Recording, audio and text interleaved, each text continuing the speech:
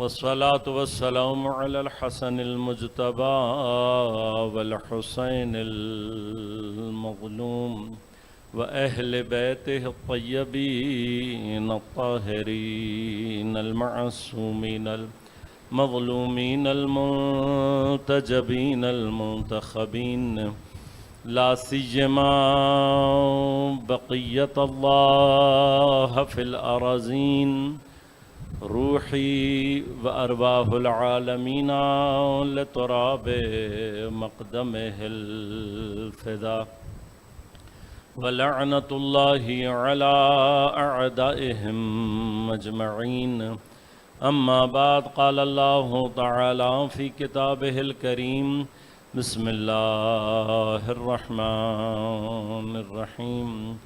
وجعلنا من بين أيديهم سدا ومن خلفهم سدا فأغشيناهم فهم لا يبصرون. صلوات اللهم صل.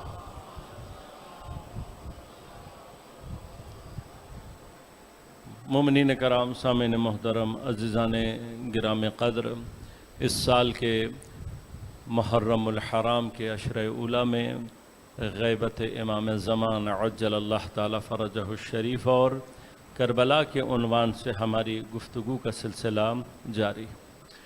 میں نے اپنے موضوع پر گفتگو کے لیے سورہ مبارک یاسین کی 9 نمبر آیت کو سرنامہ کلام کے طور پر انتخاب کیا اور آپ کی خدمت میں تلاوت کا شرف حاصل کیا. پروردگار عالم آیت میں ارشاد فرما رہا ہے: وَجَعَلْنَا مِن بَيْنِ أَيْدِيهِمْ سَدًّا، اور ہم نے قرار دیا من بین ایدیہم، ان کے آگے کی جانب ایک رکاوٹ، ومن خلفہم سدا، اور ان کے بالکل پیچھے ایک رکاوٹ کو قرار دیا. آگے اور پیچھے رکاوٹ قرار دینے کے بعد فَأَغْشَيْنَاهُمْ، اس کے بعد ہم نے انہیں ڈھانپ دیا، کپڑے سے یا کسی پردے سے ڈھانپ دیا. اب یہ کپڑا یا پردہ کس چیز کا ہے، رکاوٹ کیا ہے، انشاءاللہ یہ آپ کی خدمت میں عرض کروں گا، کیونکہ وہیں سے ہم نے ایک اہم مطلب آپ کی خدمت میں تقدیم کرنا ہے. جب اللہ نے آگے اور پیچھے کی جانب رکاوٹ بنا دی اور پھر ڈھانپ بھی دیا، تو اب اللہ تعالیٰ فرما رہا ہے فَهُمْ لَا يُبْصِرُونَ، بس اب یہ دیکھنے والے نہیں. کل میں نے آپ کی خدمت میں عرض کیا کہ یہ کلام اللہ ہے. واقعاً اعجاز کلام اللہ کا یہ ہے کہ جو الفاظ اللہ نے استعمال کیے ہیں ان کے اپنے اندر ہدایت کے ایسے نکات پوشیدہ ہیں کہ اگر انسان الفاظ میں غور کرے تو خود بخود یہ ساری کی ساری ہدایت کی منزلیں اسے محسوس ہوں. لہذا نہیں فرمایا فَهُمْ لَا يَنظُرُونَ، نظر کا مادہ استعمال نہیں کیا. کل عرض کیا تھا کہ نظر کا معنی بھی دیکھنا ہے، بصر کا معنی بھی دیکھنا ہے. دونوں کا تعلق انسان کی آنکھ سے ہے، لیکن فرق یہ ہے کہ نظر انسان کی آنکھ کی دیکھنے کی صرف قوت کو بیان کرتا ہے. یہ جو آپ کہتے ہیں میری آنکھیں مثلا 6x6 ہیں، کوئی کہتا ہے مجھے دور کا نظر نہیں آتا، کوئی کہتا ہے مجھے نزدیک کا نظر نہیں آتا. یہ قوت آنکھ جو آپ کی قوت چشم ہے، دیکھنے کی قوت ہے، اس کو کیا کہا جاتا ہے؟ نظر. لہذا نظر کا تعلق کسی خاص چیز کو دیکھنے سے نہیں ہوتا. اس اعتبار سے جو نظر کا دائرہ ہے وہ بہت وسیع ہے. کتنا وسیع ہے؟ مثلا آپ کسی افق پہ نگاہ کریں، جہاں تک آپ کو نظر یعنی آپ کی نظر میں جو کچھ آ رہا ہے وہ سب کا سب آپ کی نظر کا حصہ ہے. اور میری اس بات کو اپنے پاس محفوظ رکھیے گا، کیونکہ اس معنی سے میں نے آگے چل کر انتظار کی بحث میں ایک مطلب آپ سے اور لینا ہے. انتظار کے جب معنی کروں گا تو اسی نظر کے مادہ سے استفادہ کروں گا اور مطلب آپ کی خدمت میں پیش کروں. اس کے مقابلے پر بصر کیا ہے؟ بصر ہے خاص طور پر کسی چیز کو دیکھنا، ہدف کے ساتھ، ارادے کے ساتھ، قصد کے ساتھ کسی کو دیکھنا، یہ بصر کہلاتا ہے. اللہ تبارک و تعالی نے ان کی دیکھنے کی قوت کو ان سے سلب نہیں کیا. آنکھوں کی قوت کو سلب نہیں کیا، مگر کس چیز کو سلب کیا ہے؟ کسی خاص چیز کو دیکھنے سے ان کی آنکھوں کو روک دیا ہے۔ اب ایسا کیوں ہوتا ہے، کب ہوتا ہے، وہ مطالب بھی انشاءاللہ آپ کی خدمت میں عرض کروں گا۔ ابھی میں آیت کے ترجمے اور اس سے متعلق چند ایک مقامات آپ کی خدمت میں عرض کروں گا، اور پھر دوبارہ اسی مطلب پر آ کر آپ کو یہ عرض کروں گا کہ کیوں خدا بعض چیزوں کو دیکھنے سے انسان کو محدود اور محروم کر دیتا ہے، عرض کروں گا آپ کے پاس۔ لیکن اب یہ جو اللہ نے رکاوٹیں کھڑی کی ہیں، پہلی رکاوٹ کے لیے فرمایا من بین ایدی، بین ایدی سامنے کو معنی میں استعمال ہوتا ہے۔ اس کا جو لفظی ترجمہ ہے، ایدی جمع ہے ید کی، ید کہتے ہیں ہاتھ کو۔ بین ایدی اگر ترجمہ کیا جائے تو ہاتھوں کے درمیان، اصل جو ترجمہ ہے بین ایدی کا وہ کیا ہے؟ ہاتھوں کے درمیان۔ لیکن یہ جو ہاتھوں کے درمیان کی جگہ ہے، یہی عموماً انسان کے بالکل سامنے کی جگہ ہوتی ہے۔ لہذا اس چیز کو اللہ تبارک و تعالی نے جہاں کہیں پر بھی قرآن میں استعمال کیا ہے بین یدئی کو، وہ سامنے کے معنی میں استعمال کیا ہے۔ لازمہ دونوں ہاتھوں کا سامنا، اگر دونوں ہاتھوں کے درمیان کا لازمہ کیا ہے؟ آپ کے بالکل سامنے۔ لہذا عام طور پر ہم بھی اپنی زبان میں یہ کنایا اور استعارہ استعمال کرتے ہیں۔ کوئی آپ کے سامنے پلا بڑا ہو تو آپ کیا کہتے ہیں؟ بھائی ہمارے ہاتھوں کا پلا بڑا ہے۔ اب ہاتھوں کا پلا بڑا سے مراد یہ نہیں ہے کہ آپ کے ہاتھ پر پلا بڑا ہے، مراد کیا ہے؟ ہمارے ہاتھوں میں پلا بڑا ہے، یعنی ہمارے سامنے پلا بڑا ہے۔ بس یہ استعارہ اللہ استعمال کر رہا ہے بالکل سامنے کے لیے۔ پھر فرمایا صرف سامنے رکاوٹ نہیں قرار دی، وَمِنْ خَلْفِهِمْ صَدًّا، ان کے بالکل پیچھے کی جانب ہم نے رکاوٹ کو قرار دیا۔ میں نے آپ سے وعدہ کیا تھا پہلے دن کہ یہ میں خلف کا معنی آپ کے سامنے آیت میں دوبارہ معنی کروں گا۔ خلف عربی میں نے جیسے پہلے دن بیان کیا تھا، آج ذرا سی تفصیل کے ساتھ بیان کروں گا کہ عربی میں خلف کا معنی وہاں استعمال ہوتا ہے جہاں کسی بعد آنے والے اور پہلے آنے والے کے درمیان میں کوئی فاصلہ نہ ہو۔ جب تک فاصلہ ہوگا خلف کا معنی وہاں پر استعمال نہیں کیا جا سکتا۔ انسان کے پیچھے کے لیے اور بہت سارے مادہ ہیں، جو کہ مثلا ظہر کا لفظ بھی استعمال کیا جاتا ہے جو پشت کے معنی میں ہوتا ہے، لیکن ظہر یہ نہیں بتاتا کتنا پیچھے۔ لیکن جب خلف کہا جاتا ہے تو خلف کے معنی میں یہ چیز خود بخود شامل ہے۔ کیسا پیچھے؟ بلا فاصلہ۔ لہذا جہاں کسی شے کی اپنے بعد آنے والے کے ساتھ رابطہ ایسا ہو کہ جیسے ہی پہلا جگہ چھوڑے بلا فاصلہ دوسرا اس کی جگہ پر آ جائے۔ تو اگر یہ مطلب ذہن میں رہے گا تو میرے لیے کچھ چیزیں آپ کو سمجھانا آسان ہو جائیں گی۔ بغیر کسی فاصلے کے بلا فاصلہ آنا۔ لہذا بیٹے کو خلف کہتے ہیں۔ کیوں کہتے ہیں؟ اس لیے کہ جیسے ہی باپ اپنی جگہ چھوڑتا ہے بیٹا اس کی جگہ پر موجود ہوتا ہے۔ اسی کیفیت سے بلا فاصلہ پیچھے آنے سے ہی لفظ ہے اختلاف۔ عربی میں اختلاف کا جو لفظ ہے وہ اسی خلف کے مادہ سے لیا گیا ہے۔ باب افتعال میں جا کر یہی خلف کیا بن جاتا ہے؟ اختلاف۔ اختلاف کا معنی کیا ہے؟ اسی طرح سے ایک کے بعد ایک پیچھے آنا بلا فاصلہ۔ اردو میں ہمارے ہاں جس چیز کو اختلاف یعنی جھگڑے اور لڑائی کے معنی میں جو لیا جاتا ہے، یہ عربی میں ایگزیکٹلی اس معنی میں نہیں لیا جاتا۔ اصل جو اختلاف کا تعلق ہے وہ اختلاف رائے، اختلاف نظر سے ہے۔ اور یہ کہاں علمی دنیا میں استعمال ہوتا ہے؟ اور کیا ہوتا ہے علمی دنیا میں؟ ایک کے بعد ایک نظر جب آتی ہے تو اسے اختلاف نظر اور اختلاف رائے اور اختلاف علمی کہا جاتا ہے۔ جہاں پر کوئی ایک عالم اپنی نظر دے، بلا فاصلہ دوسرا اس کے مقابلے پر نظر دے، بلا فاصلہ اس کے بعد کی نظر آئے، اسے اختلاف رائے اور اختلاف نظر کرتے ہیں۔ علماء میں تحمل ہوتا ہے، علماء میں برداشت ہوتی ہے، علماء کے سینے وسیع ہوتے ہیں، لہٰذا وہ اختلاف رائے سے لڑائی کے مرحلے میں داخل۔ ہماری مشکل کیا ہے؟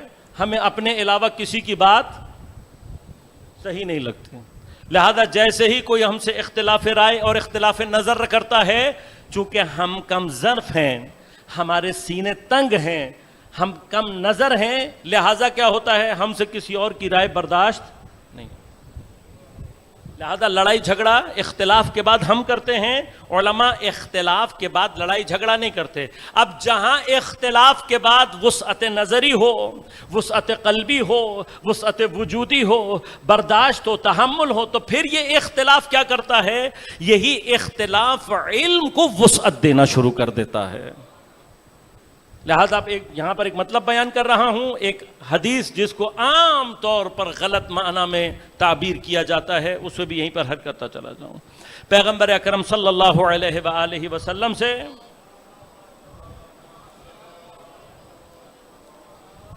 ایک حدیث ہے جسے شیعہ سنی دونوں منابع نے نقل کیا کہ پیغمبر نے فرمایا اختلاف امتی رحمہ، میری امت کا اختلاف رحمت ہے۔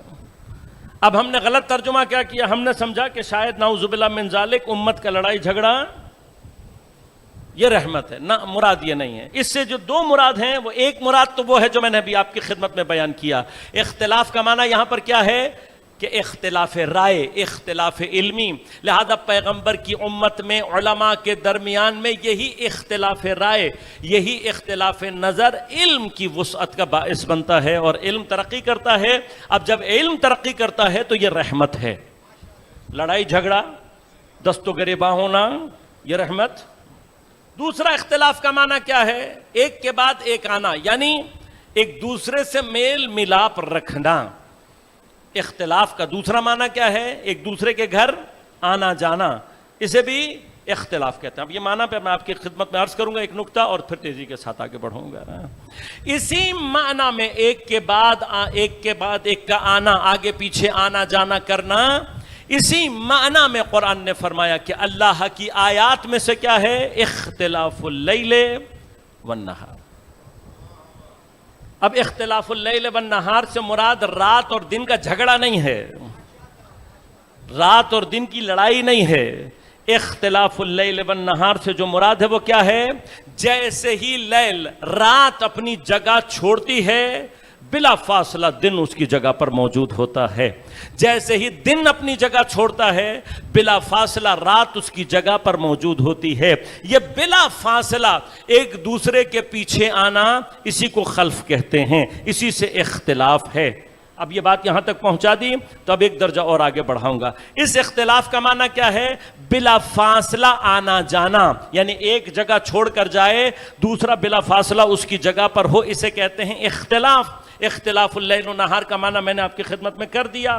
اب جس جگہ، جس مکان پر یہ اختلاف ہو رہا ہو، اسی کو عربی میں مختلف کہتے ہیں۔ عربی میں اسے کیا کہتے ہیں، مختلف۔ مختلف یعنی مکان اختلاف، یعنی فرض کریں کہ اگر اس جگہ پر بیٹھ کر علماء کے درمیان میں آراء کی اختلافی کیفیت پیدا ہو جائے تو کہیں گے یہ ہے اختلاف، مختلف علماء، یہاں پر علماء کے درمیان میں اختلاف ہو رہا ہے۔ ادبی علمی اعتبار سے جس نقطے کے اوپر آ کر علماء اپنی رائے دیں اور ان میں اختلاف پیدا ہو تو اس نقطے کو کیا کہیں گے، مختلف نظر یا مختلف الآراء۔ یہ وہ جگہ ہے جہاں پر آ کر علماء کی آراء میں اختلاف، یعنی ایک کے بعد ایک نظر آ رہی ہے۔ پس مختلف کیا ہے، مکان اختلاف۔ اب میں نے اس لیے آپ کو یہاں تک آمادہ کیا ہے، دہرایا ہے چیزوں کو، تاکہ جب مختلف کا معنی آپ کو سمجھ میں آ جائے تو اب امام حسین علیہ السلام نے والی مدینہ کے سامنے جو خطبہ دیا اور اس میں جو اپنا ایک تعارف کرایا کہ میں کون ہوں، تو امام نے اپنا تعارف کرایا کہ میں وہ ہوں جو زمین پر مختلف الملائکہ ہے۔ اب مختلف الملائکہ،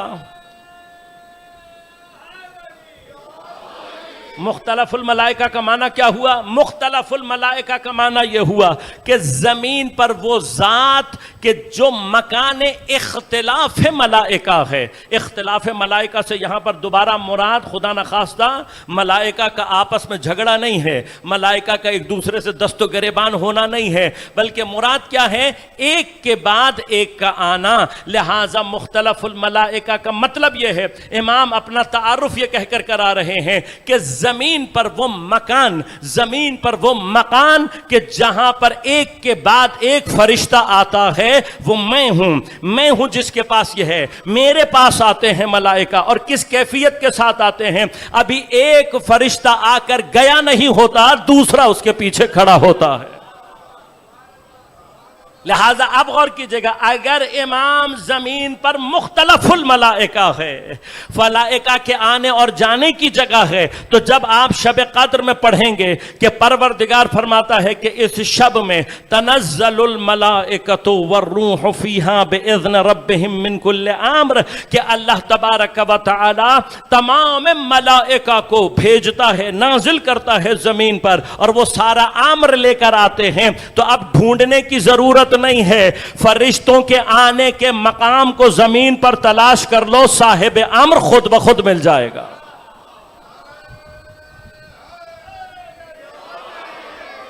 صاحب امر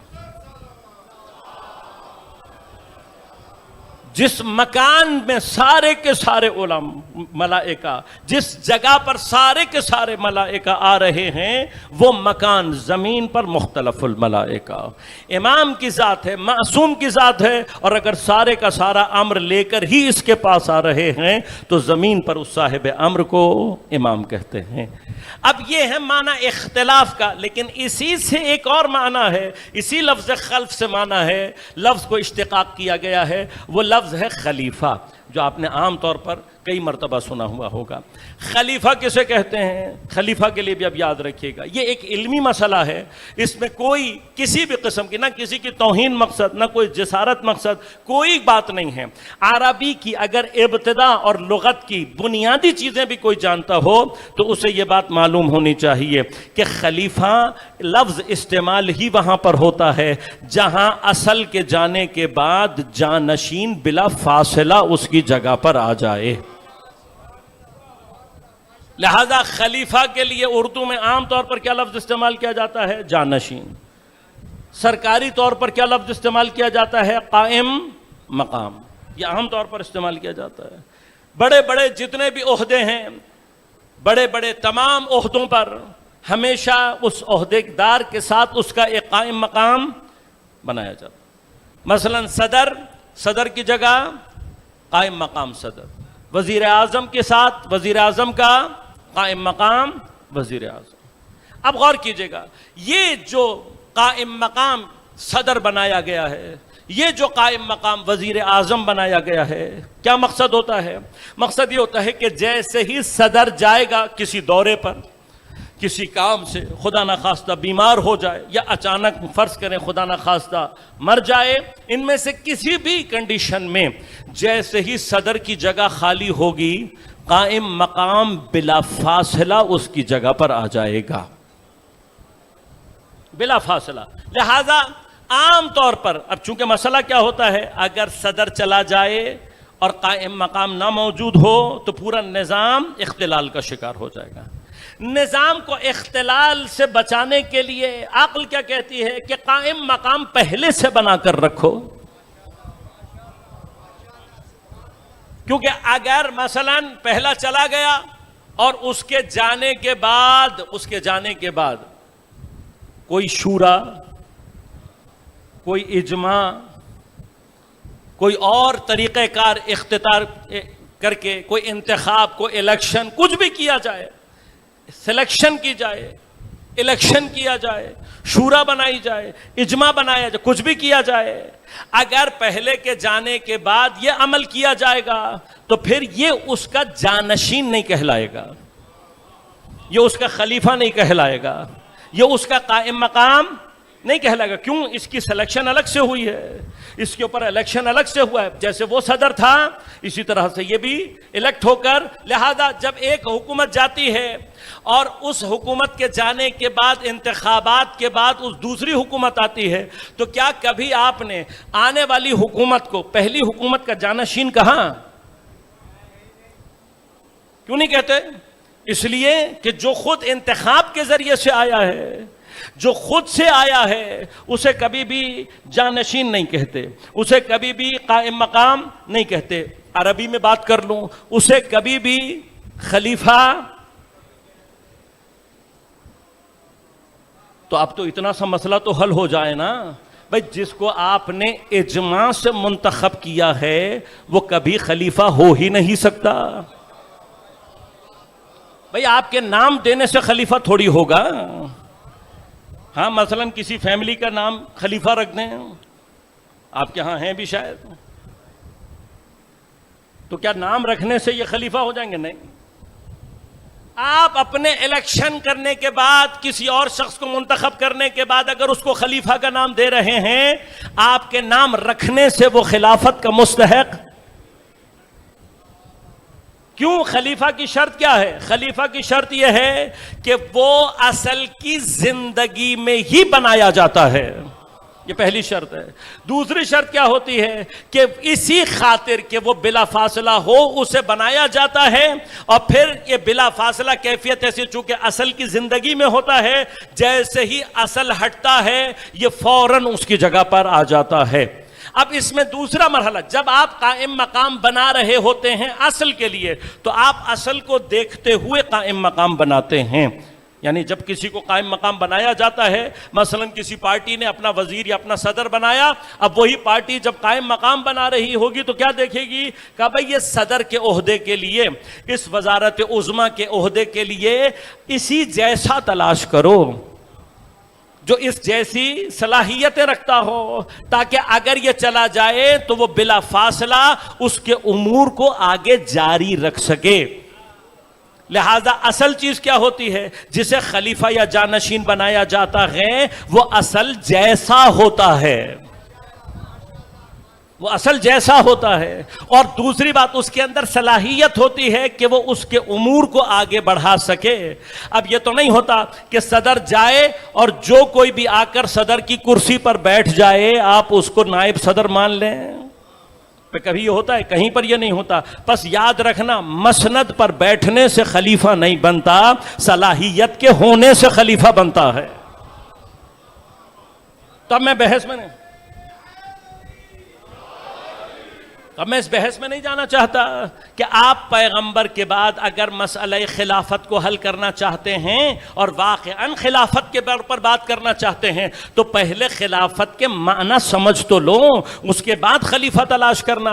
بس خلیفہ کے تو لفظ کے اندر یہ موجود ہے کہ اصل کے ہوتے ہوئے خلیفہ بنے، اور پھر یہ کام اصل کا ہی ہوتا ہے کہ اپنے جیسے کو اپنا خلیفہ بنا کر جائے، جیسی صلاحیتیں اس میں ہوں ویسا ہی تلاش کر کے جائے. اور پھر یہ بھی ضروری ہوتا ہے کہ اپنے جانشین کو متعارف کرا کر جائے، اپنے جانشین کا سب کے سامنے تعارف کرا کے جائے، پہچنوا کر جائے. کیوں؟ تاکہ اگر ایکسیڈنٹلی مجھے کچھ ہو جائے تو میرا یہ خلیفہ سب کو پتا ہو کہ ہو. آپ غور کیجئے گا کہ یہی کام پیغمبر نے کیا. جب بھی مدینہ چھوڑا سب کو بلا کر کہا میں کچھ دن کے لیے جا رہا ہوں، میرے بعد یہ ہوگا.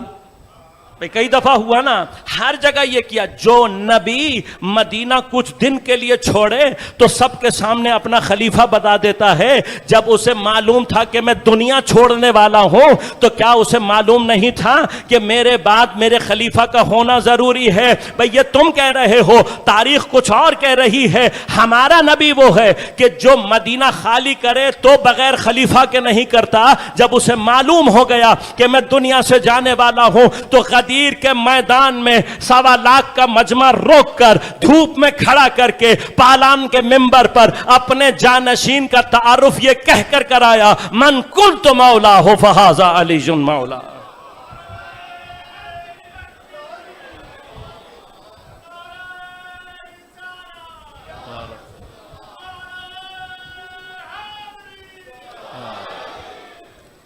لہذا عزیزان من،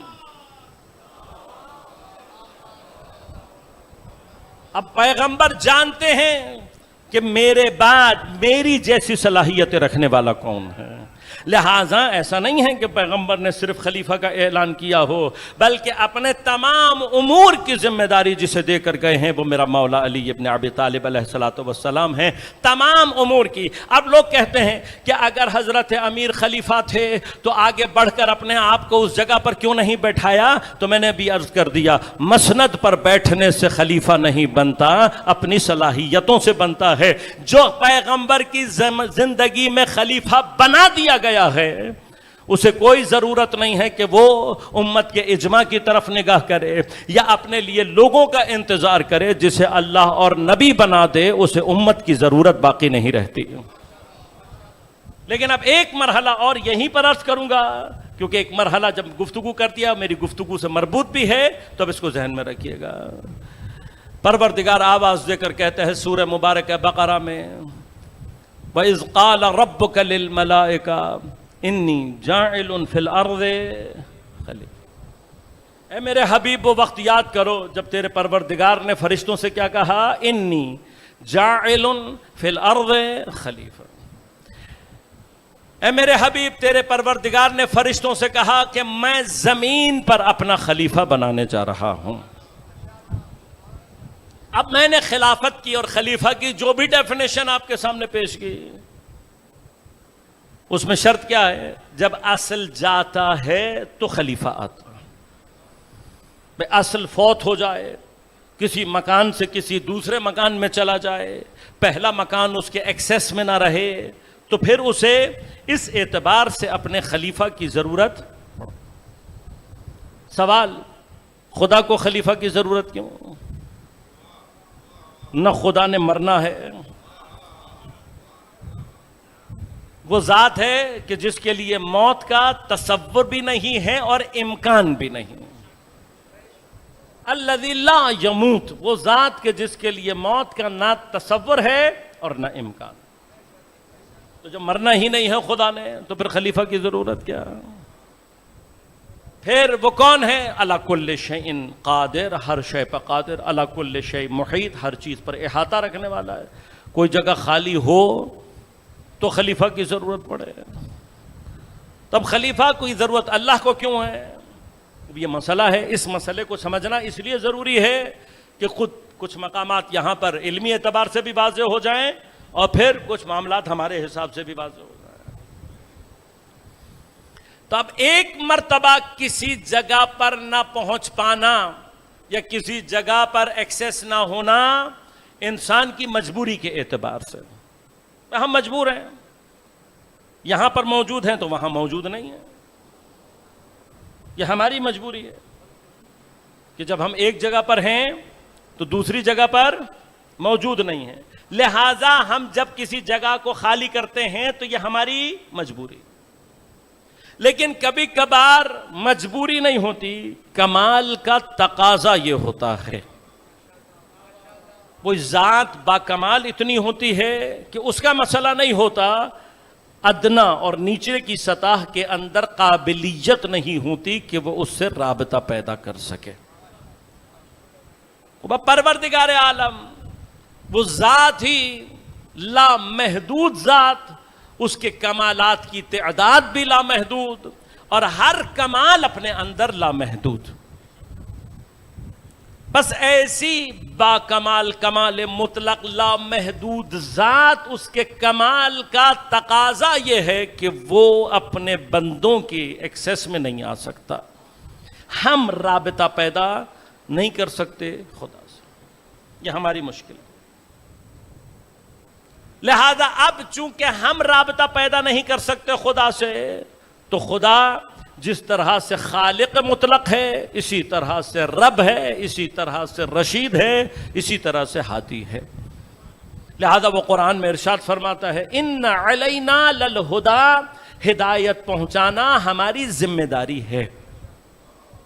اب جب اللہ کی ذمہ داری ہے ہدایت پہنچانا اور کوئی مخلوق اس سے ڈائریکٹلی ہدایت وصول کرنے کی صلاحیت نہیں رکھتی،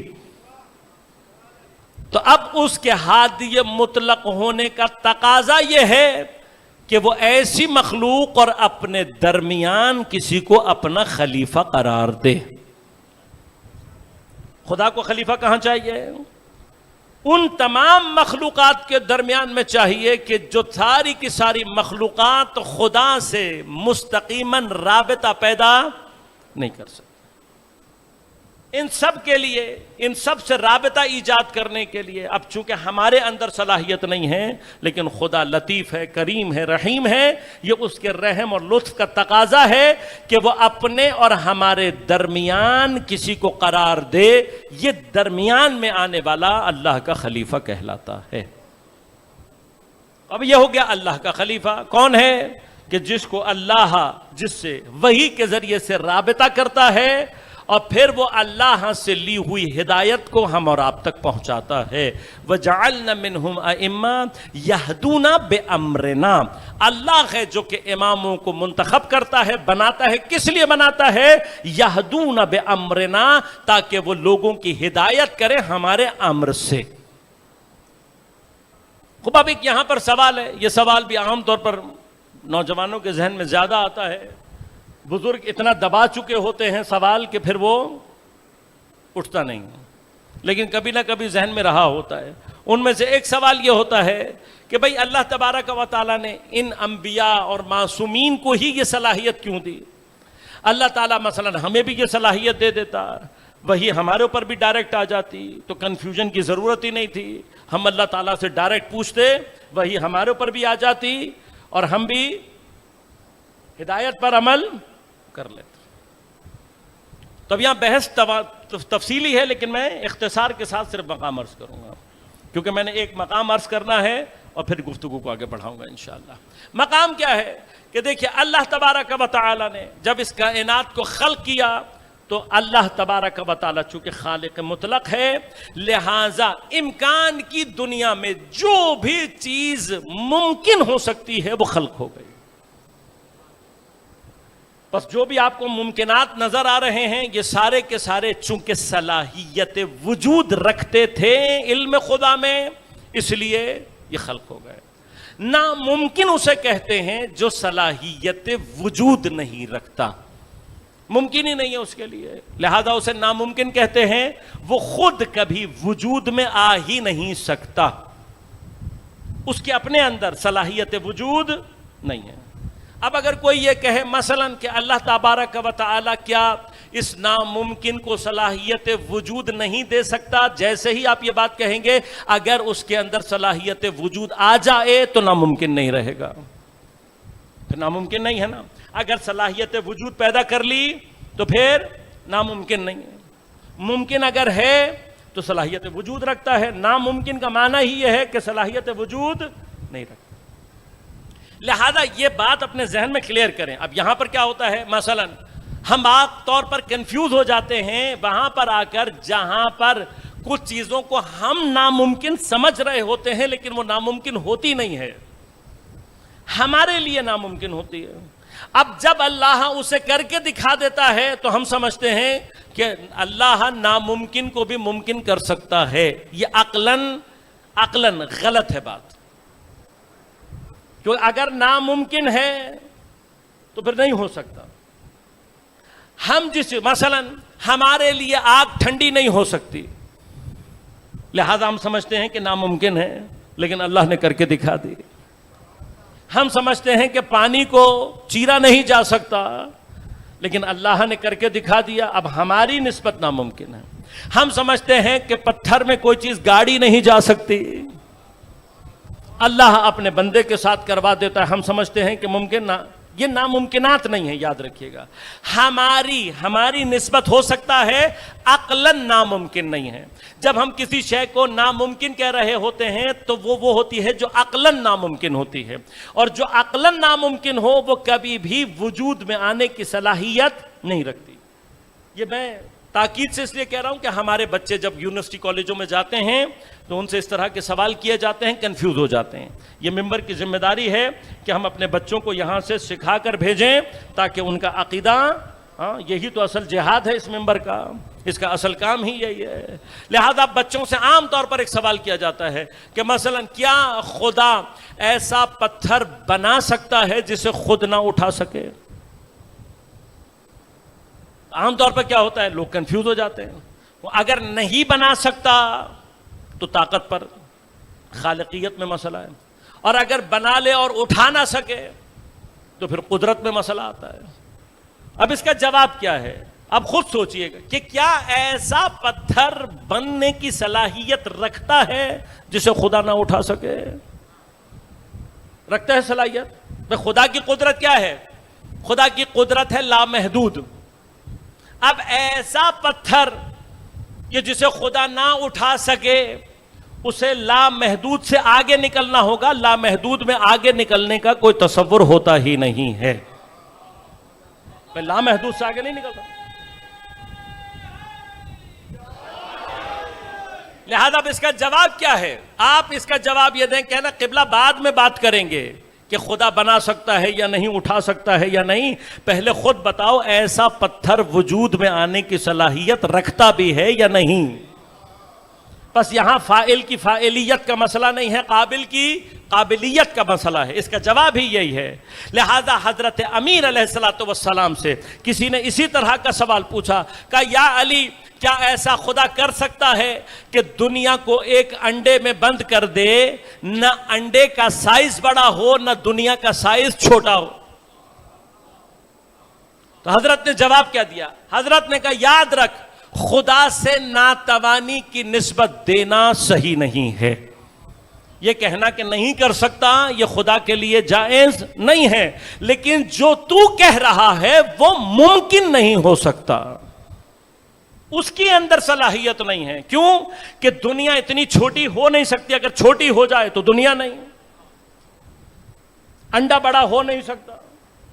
لہذا یہ ناممکنات ہیں، ان کے اندر صلاحیت نہیں ہے. اب جو کچھ بھی اپنے اندر صلاحیت وجود رکھتا تھا اسے اللہ نے خلق کر دیا. ان میں سے بعض چیزیں ایسی بھی ہیں کہ جو وجود میں آ جاتی ہیں، لیکن وجود میں آنے کے بعد ان کے اندر ترقی طے کرنا، سفر ممکن نہیں ہوتا.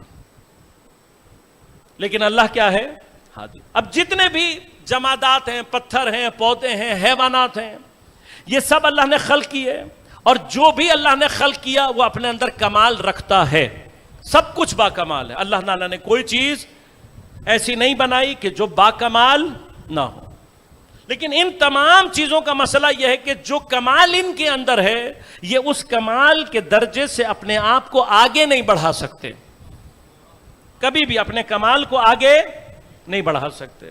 لہذا اب چونکہ خدا ہادی اور رشید ہے، خدا کی ذمہ داریوں میں سے ایک ذمہ داری کیا ہے کہ جس کے اندر رشد کرنے کی صلاحیت نہیں ہے، جس کے اندر کمال حاصل کرنے کی صلاحیت نہیں ہے، یہ خدا کی ذمہ داری ہے کہ اللہ اس کے لیے انتظام کرے کہ وہ اپنے کمال کو ترقی دے سکے.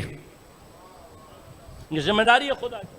اب اس ذمہ داری کو ادا کرنے کے لیے اللہ نے جو سب سے پست ترین شے ممکن ہو سکتی تھی خلق میں، وہ تھے ذرات. ان ذرات سے نیچے مخلوق کوئی نہیں ہے. اس سے نیچے اگر آپ جائیں گے، ذرے سے نیچے جائیں گے تو ایٹم سے نیچے شے نہیں ہے کوئی. ایٹم سے نیچے شے نہیں ہے. ایٹم کے اپنے اجزاء ضرور ہیں، لیکن یہ ایٹم کے اجزاء خارج از ایٹم کوئی شے نہیں ہے، شیئیت نہیں ہے ان کے اندر. ایٹم آخری ذرہ، اس کے نیچے ایٹم سے باہر آ کر ان کے اندر شیئیت کوئی نہیں. لہذا اب اللہ نے انہی ایٹموں کو، اب غور کیجئے گا، ان سب کے اندر اپنے اپنے کمال ہیں. ان کے کمال کو اللہ نے ترقی دے کر اوپر کی طرف اگر اٹھانا تھا تو ضروری تھا انہی ذرات سے کسی ایسی مخلوق کو خلق کرے کہ جو اپنے ارادے سے اپنے کمال کو آگے کی طرف بڑھا سکے. لہذا جب اللہ تبارک و تعالیٰ نے انسان کو خلق کرنے کا ارادہ کیا تو اللہ نے انسان میں دو چیزوں کو سامنے رکھا. ایک کیا؟ اللہ نے پست ترین شے سے، جسے طین یعنی ذرات کہتے ہیں، انسان کا مادہ بنایا. کیوں ہمیں مٹی سے بنایا؟ اس لیے کہ یہ پست ترین چیز ہے عالم خلقت میں. اس مٹی سے بنا کر اللہ نے کیا کیا؟ انی خالق بشر من طین، میں مٹی سے بشر بنانے جا رہا ہوں. وَإِذَا سَوَّيْتُهُ وَنَفَخْتُ فِيهِ مِنْ رُوحِي، جب میں اسے مستوی کر لوں، اسے بیلنس فارم میں لے آؤں، وَنَفَخْتُ فِيهِ مِنْ رُوحِي، اور اپنی روح میں سے اس کے اندر پھونکوں، فَقَعُوا لَهُ سَاجِدِينَ، اس وقت اسے سجدہ کرنا.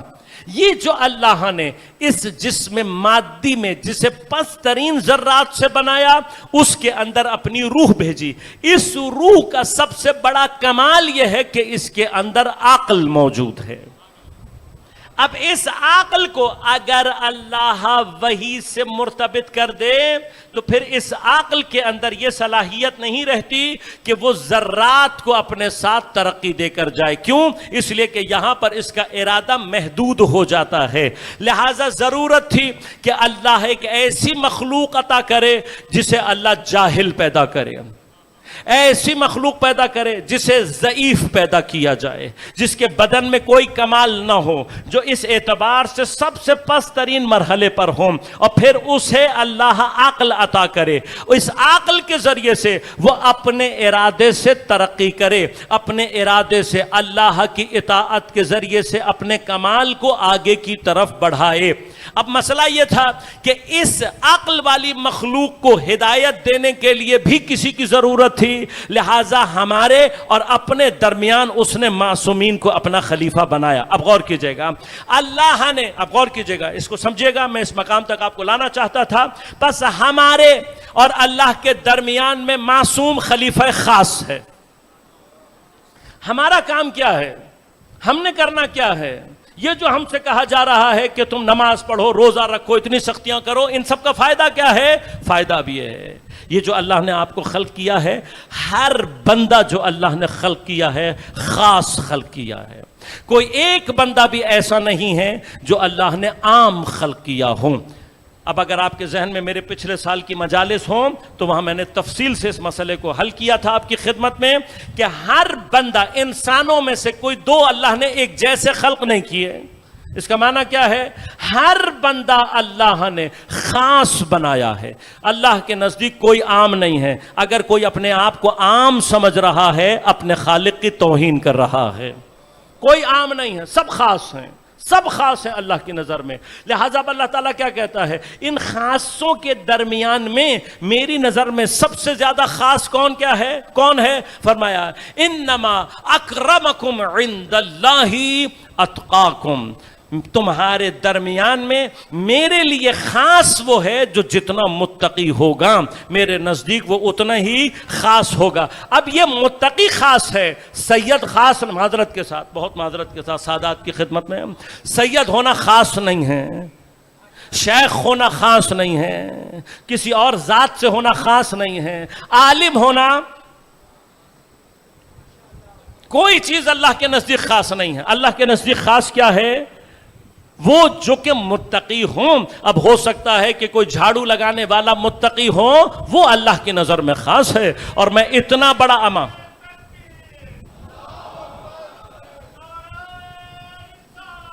یا رسول اللہ،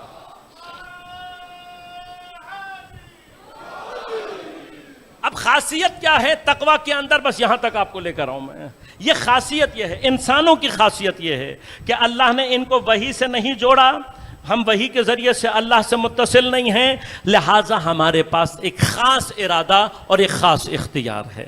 یہ خاص ارادہ اور خاص اختیار جب ہم اللہ کی ہدایت کے تحت لے کر آتے ہیں اور اس ہدایت پر عمل کرنا شروع کرتے ہیں تو کیا ہوتا ہے؟ اس تقویٰ اور اس ہدایت کے ذریعے سے ہمارے اندر کمال پیدا ہونا شروع ہوتا ہے. تقویٰ کے ذریعے سے ہم اس نورانیت کی طرف حرکت کرتے ہیں جو نورانیت ذرات کے اندر موجود نہیں ہے. لہٰذا جیسے ہی انسان اپنے اختیار سے کفر کے دائرے سے نکل کر اسلام کے دائرے میں آتا ہے تو ابھی تک نجس تھا، اب تطہیر پا کر مسلم ہو کر پاک ہو گیا.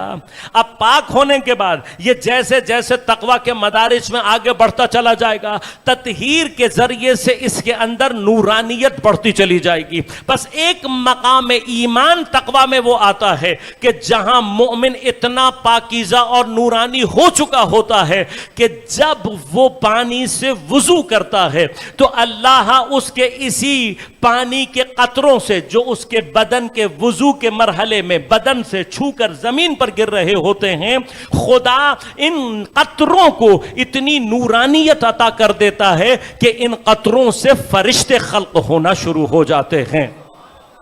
اب غور کیجئے گا، فرشتہ تو نور کی مخلوق ہے، فرشتے کی تو خلقت ساری کی ساری نور سے ہے. بس کبھی سوچنا بیٹھ کر اپنے گھر میں کہ یہ کیسے ہو گیا کہ کسی مومن کے وضو کے ٹپکتے ہوئے قطروں سے اللہ فرشتوں کو خلق کر رہا ہو. یہ کیسے ممکن ہے؟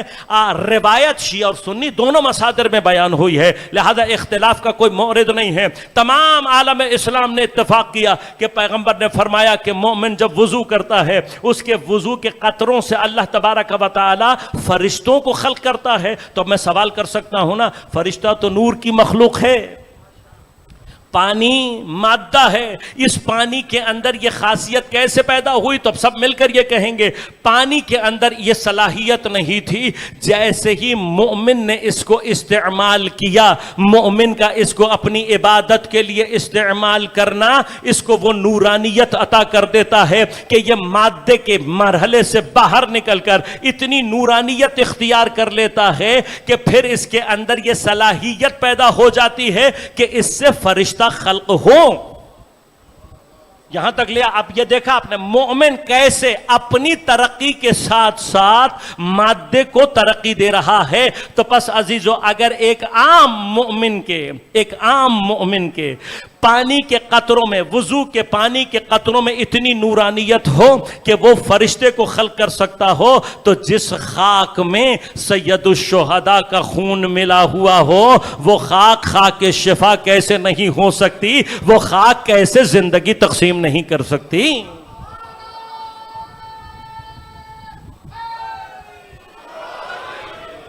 لہذا یہی منزل ترقی کی اگر سمجھ میں آئے، یہ جو ترقی کی منزل ہے یہ سمجھ میں آئے، تو پھر کچھ معراج سمجھ میں آنا شروع ہو جاتی ہے. یہ جو کہا کہ الصلاۃ معراج المؤمن، اس کا معنی کیا ہے؟ کہ جیسے ہی مومن اس نماز کی حالت میں آتا ہے، اگر یہ نماز واقعاً صحیح معنی میں تقوی کے مدارج کے ساتھ ادا ہو رہی ہو، تو مومن اس نماز کے ساتھ ساتھ نورانیت کا وہ سفر طے کر رہا ہوتا ہے کہ وہ صرف خود نورانی نہیں ہو رہا ہوتا، اس کے ساتھ ہر شے نورانی ہوتی چلی جا رہی ہوتی ہے. لہٰذا اللہ نے زمین پر اس اعتبار سے جس وجود کو سب سے زیادہ نورانی بنا کر بھیجا، وہ وجود مقدس حضرت نبی اکرم صلی اللہ علیہ وآلہ وسلم تھا.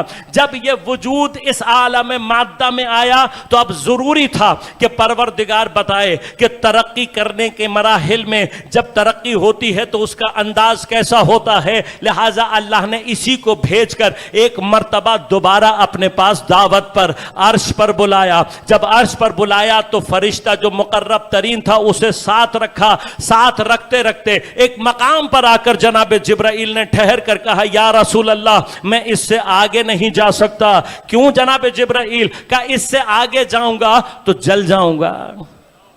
جلنے کا تصور تو مادے سے ہے، جلنے کا تصور تو مادی چیزوں سے ہے. اے جناب جبرائیل آپ تو خود نورانیت کے عظیم ترین مرحلے پر ہو، خدا کے مقرب ترین فرشتے ہو، نور کا جلنے سے کیا تعلق ہے؟ تو شاید اب جواب یہی آئے گا کہ اس سے آگے نورانیت کی شدت اتنی ہے، خود نورانیت کی شدت اتنی ہے کہ جناب جبرائیل کی نورانیت اس نورانیت میں جا کر بھسم ہو سکتی ہے، ختم ہو سکتی ہے. جس نقطے سے آگے جناب جبرائیل نہیں گئے اس نقطے سے آگے پیغمبر اپنے اسی جسم کے ساتھ گئے، انہی لباس کے ساتھ گئے. اور جب واقدار وارد ہو رہے تھے تو چونکہ آداب بارگاہی کا خیال تھا، یہ معلوم تھا کہ حضرت موسیٰ کو بلاتے ہوئے اللہ نے وادی مقدس میں کہا فخلا نعلیک، اے موسیٰ اپنے نعلین اتار کر آؤ، تم وادی مقدس میں ہو. تو خیال کیا کہ شاید پروردگار کی اس بارگاہ میں میرا بھی نعلین کے ساتھ جانا ادب کے خلاف ہو جائے. لہذا آپ نے نعلین اتارنے کی کوشش کی. وہاں سے ندا آئی اے نبی آج نعلین سمیت آ جاؤ. تو اب یہاں پر فرشتے کی توہین کا مرحلہ نہیں ہے.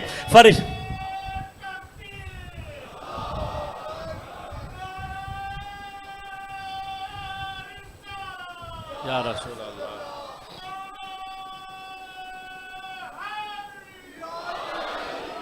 لہذا اس مقام پر رہیے گا. اب یہاں پر فرشتے کی توہین اور جسارت کا مرحلہ نہیں ہے، سمجھنے کا مسئلہ ہے. جناب جبرائیل آج کے اس سفر میں صرف پیغمبر کے ساتھ ہیں اور کوئی اور نسبت نہیں رکھتے. اب میں اس سے زیادہ وضاحت کے ساتھ بات نہیں کر سکتا. پیغمبر کے ساتھی ہیں سفر میں، ساتھی ہونے کے علاوہ کوئی اور نسبت پیغمبر سے نہیں رکھتے. لیکن نعلین ایک نسبت یہ رکھتی ہے کہ یہ عرش پر بھی جا کر پیغمبر کی نعلین کہلا رہی ہے، پس منسوب ہو رہی ہے پیغمبر سے. یہ نسبت جو پیدا کر رہی ہے اور آپ کے بدن اطہر سے جو مس ہو رہی ہے، آپ کے لباس کا حصہ بن رہی ہے، یہ نسبت پیدا کر کے، جیسے میں نے عرض کیا کہ مومن وضو میں استعمال کر لے تو پانی نورانی ہو جاتا ہے. پس نعلین میرے نبی کے پیر میں آ کر کتنی نورانی ہو سکتی تھی، یہ بتانے کے لیے اللہ نے نعلین کو اس مرتبے سے آگے بڑھایا. تو اب مسلمانوں، معراج نے ایک بات سمجھا دی کہ نبی کے ساتھ ہونا، ساتھ ہونا، ساتھ ہونا نورانیت نہیں دیتا، نبی سے نسبت پیدا کرنا نورانیت عطا کرتا ہے. تو اب اگر یہ نعلین پیغمبر کے بدن سے مس ہو کر اتنی نورانی ہو جائے تو وہ ذات کہ جس کو پیغمبر کہیں ان کا گوشت میرا گوشت ہے، ان کا خون میرا خون ہے، انہم منی وانا منہم، ان کی نورانیت کا مقام کیا ہوگا؟ تو جہاں نعلین نسبت پیدا کر کے پہنچ جائے، وہاں نبی کا بھائی، نبی کا گوشت، نبی کا لحم، نبی سے منیت پانے والا نبی کا شاہد آیات کیوں نہیں ہو سکتا؟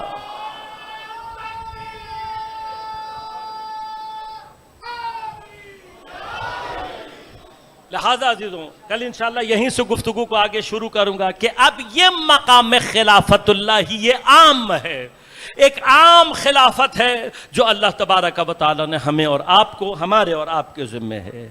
بس یہ جو ہمارا ایمانی اعتبار سے حرکت کرنا ہے، یہ جو تقوی کے ذریعے سے، عبادات کے ذریعے سے اپنے اندر نورانیت پیدا کرنا ہے، یہ صرف ایک سلسلہ ہے کہ جہاں مومن ترقی نہیں کرتا بلکہ مومن کے ساتھ ساتھ تمام کا تمام اطراف جسے وہ استعمال کرتا ہے وہ ترقی کرتا ہے. لہذا انشاءاللہ کل یہیں سے گفتگو کو آگے بڑھاؤں گا. اسی وجہ سے یاد رکھیے گا کہ جو کربلا میں آ کر حسین سے منسوب ہو جائے وہ خود بخود کربلا کا حصہ بن جاتا ہے. لیکن عام نسبتیں الگ ہیں. کسی کو حسین یہ نسبت دے کہ یہ میرا بھائی بھی ہے، یہ میرا اعتماد والا بھی ہے، اور پھر آگے بڑھ کر فرمایا اس کا ہاتھ گویا میرا ہاتھ ہے، جس نے اس کے ہاتھ پر بیعت کی اس نے میری بیعت کی. کون ہے یہ شخصیت؟ کس کو یہ مقام عطا ہوا؟ جناب مسلم ابن. لیکن ایک وقت وہ آیا کہ جب مسلم بھی کوفہ میں تنہا رہ گئے. بعض عوامل پر انشاءاللہ موقع ملا تو عرض کروں گا آپ کی خدمت میں نکات. لیکن وہ حالات پیدا ہوئے ہیں. اپنوں ہی کی بے بصیرتی کا نتیجہ کیا نکلا کہ مغرب کی نماز کے لیے حضرت مسجد پہنچے ہیں اور جناب حبیب، جناب مسلم ابن اوسجہ، اس طرح کے جو خواص ہیں جو کافی دیر سے جناب مسلم کے ساتھ تھے، صرف یہ سوچ کر کہ حضرت نماز پڑھا رہے ہیں مسجد میں، ہم اتنی دیر اپنے گھروں سے خیر خبر لے کر آ جائیں تاکہ آگے کے مراحل طے کیے جا سکیں. اتنی سی دیر کے لیے اپنے گھروں کو گئے ہیں. لیکن یہاں حادثہ یہ پیش آیا کہ جب مسلم نے مغرب کی نماز شروع کی تو مسجد بھری ہوئی تھی، اور عشاء پڑھ کر باہر نکلے تو مسلم تنہا تھا. جناب مسلم، جناب حبیب، جناب ہلال، یہ سوال ہے نا کہ بھئی یہ کہاں تھے؟ کوئی سوچ سکتا تھا کہ مسلم کے پیچھے اتنے منافق کھڑے ہوئے ہیں؟ ان افراد کا سامنے سے ہٹنا تھا، پھر کسی کی آنکھ میں شرم باقی نہ رہے. یعنی کچھ لوگ صرف اس لیے کھڑے ہوئے تھے کہ جناب مسلم، جناب حبیب اور ان دیگر افراد کی وجہ سے شرم کھائے ہوئے تھے. لیکن جیسے ہی یہ ہٹے ہیں اللہ نے ایک چھوٹا سا امتحان لیا اور مسجد خالی. وہاں ابن زیاد کے سپاہی موقع ڈھونڈ رہے تھے، جیسے ہی اطلاع ملی کہ اب مسلم کے ساتھ یہ ہو گیا، پورے کوفہ میں کرفیو لگا دیا گیا. اب جب حبیب واپس آنے کا ارادہ کر رہے ہیں اور گھر سے باہر نکلتے ہیں، دیکھتے ہیں ہر جگہ کرفیو لگا ہوا ہے، کسی کو گھر سے نکلنے کی اجازت نہیں. اب تو حبیب کو اور مسلم کو بھی نہیں پتا کہ ہونے کیا جا رہا ہے. اور وہاں کیا ہوا کہ جناب مسلم جب اس کیفیت کے ساتھ نکلے ہیں تو مسجد خالی ہے، گلیاں خالی ہیں. حضرت مسلم کوفہ میں راستہ تلاش نہ کر سکے. کیوں؟ کوئی بتانے والا نہیں. یقیناً حضرت مسلم جن راستوں سے جا رہے ہیں وہ راستے وہ ہیں کہ جہاں کوشش یہ ہے کہ کوئی فوجی، کوئی سپاہی راستے میں نہ آئے، لہذا کوفے کی گلیوں میں بھٹکتے رہے. حضرت مسلم کو راستہ نہیں ملا. میں یہ کہتا ہوں جب جناب مسلم کو راستہ نہ ملا تو مسلم کے بچوں کو راستہ کیسے ملا؟ تھک کر ایک گھر کے سامنے بیٹھ گئے. اس گھر میں رہنے والی خاتون بیوہ ہے، صرف ایک بیٹا ہے جو ابھی تک گھر نہیں آیا. صرف بیٹے کو دیکھنے کے لیے دروازے پر آئی، دیکھا کوئی نورانی شخصیت گھر کے سامنے بیٹھی. سلام کر کے پوچھا، بھائی یہاں کیوں بیٹھے ہو؟ کہا پیاسا ہوں، بھوکا ہوں. دوڑ کر گئی، پیالے میں پانی لے کر آئی. حضرت نے پانی پیا، دیکھا کہ اپنی جگہ سے اٹھ نہیں رہے، جا نہیں رہے. کہا بھائی یہاں کیوں بیٹھے ہو؟ حالات ٹھیک نہیں ہیں، میں بیوہ ہوں، گھر میں تنہا ہوں، میرے گھر کے سامنے اس طرح بیٹھنا مناسب نہیں ہے. کہا میں تجھے پریشان نہیں کرنا چاہتا لیکن مسافر ہوں، راستے نہیں جانتا. مسافر کا نام سن کے تھوڑا سا دل میں رحم آیا تو ایک مرتبہ پوچھا، مسافر ہو؟ کہاں سے آئے ہو؟ کہا میرا تعلق مدینہ سے ہے. اب مدینہ کا نام سنا تو ایک مرتبہ چونک گئی. کہا میرے مولا کا شہر،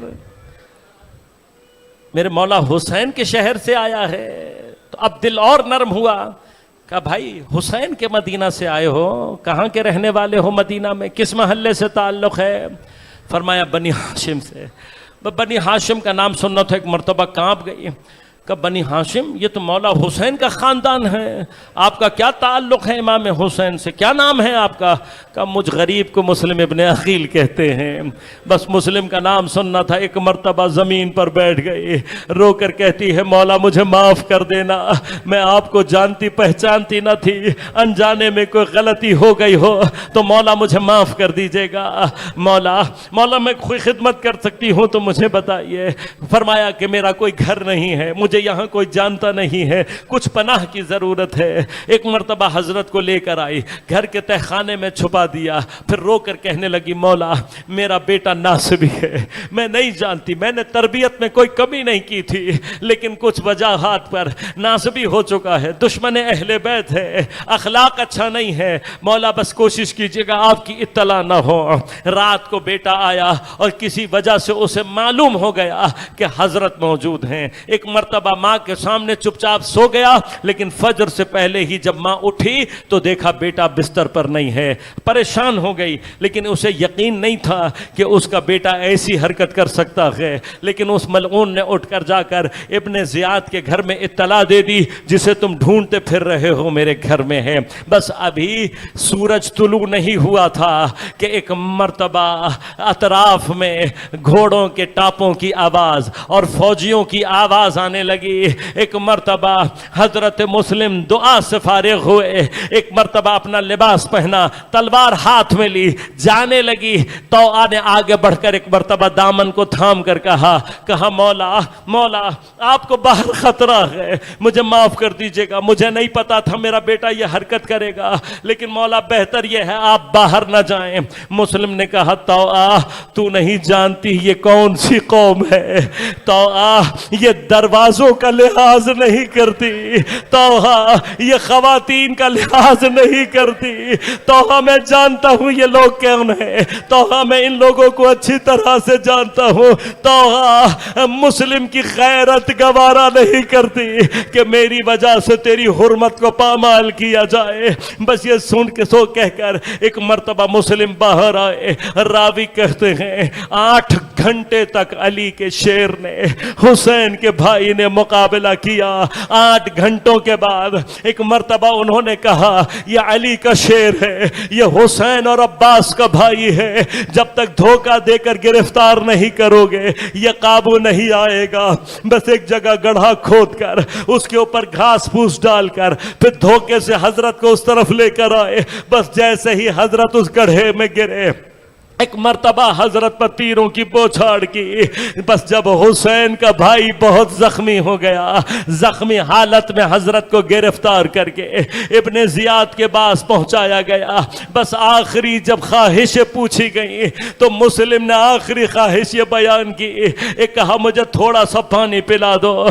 जब पानी आया और हजरत का दहन से खून पानी में गिरा तो आपने पानी छोड़ दिया, दोबारा पानी लाया गया, फिर पानी में खून गिरा। आप समझ गए कि खुदा मुझे प्यासा ही इस दुनिया से ले जाना चाहता है। बस दूसरी ख्वाहिश क्या बयान की, कहा मैंने अपने मौला को खत लिख कर बुलाया था, अरे कोई ज़हरा के बेटे को बता दे अब कूफा में आपका कोई चाहने वाला नहीं रहा। अरे हजरत मुस्लिम की इस ख्वाहिश को पूरा न किया गया। एक मर्तबा हुक्म दिया गया, दारुल अमारा के सबसे ऊंचे मकाम पर हजरत मुस्लिम को घुटने के गल बिठाया गया, हाथ पर से पुष्ट बांधे गए। मलऊन ने एक मर्तबा तलवार उठाई, तलवार का वार चला, मुस्लिम का सरतन से जुदा हुआ। लाश को इतनी बुलंदी से जमीन पर फेंका गया कि बदन चूरा चूरा हो गया।